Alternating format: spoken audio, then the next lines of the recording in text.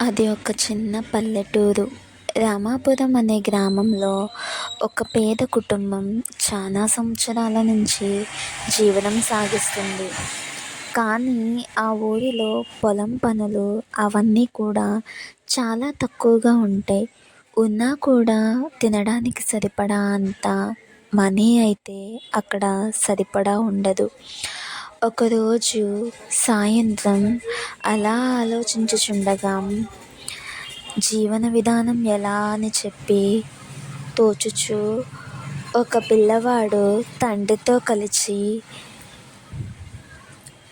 పొలంనకు బయలుదేరాడు.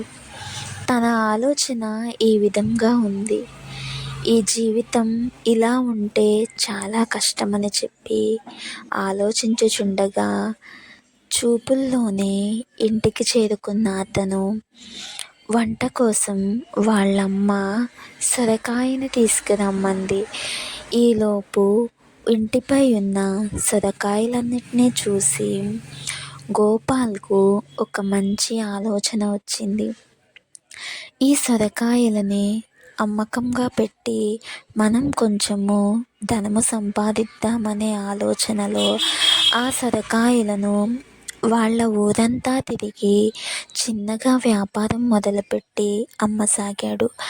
అది దేవుని దయ వల్ల కొంచెం పెద్ద వ్యాపారంగా మారి మార్కెట్ వరకు తన అమ్మకం మొదలైంది. మార్కెట్లో తన వ్యాపారం అధికంగానే ఉంది. తనకు ఈలోపు ఇంకొక ఆలోచన తన మెదడులోకి ప్రవేశించి ఈ వ్యాపారాన్ని ఇంకొంచెం పెద్దదిగా చేద్దామనే ఉద్దేశంతో అతను తన కుటుంబంతో కలిసి ఒక సొరకాయ తోటను ఏర్పరిచాడు. అప్పటి నుంచి కూడా ఆ కుటుంబంలో ఎలాంటి లోటుపాట్లు లేకుండా జీవనం సాగించేవారు. కానీ తన స్కూల్ మాత్రం అక్కడితోనే ఆగిపోయింది. ఒక సంఘటన తన జీవితాన్నే మార్చేసింది. తన ఆలోచన ఈ విధంగా ఉంది. జీవితంలో చదువు ఒక్కటే కాదు, తెలివితేటలు కూడా ఉండాలనే ఉద్దేశంతో తను 10th క్లాస్లోనే ఆపేశాడు.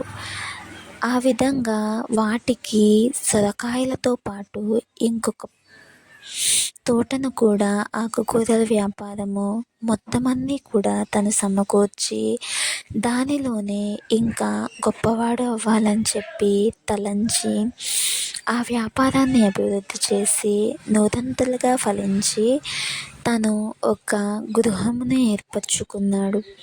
అందుట్లోనే కుటుంబం అంతా సంతోషంగా జీవిస్తుంది. ఇందులో మనం నేర్చుకోవాల్సింది మనకు కేవలం చదువు ఒక్కటేనే కాదు, జీవితంలో బాగుండాలంటే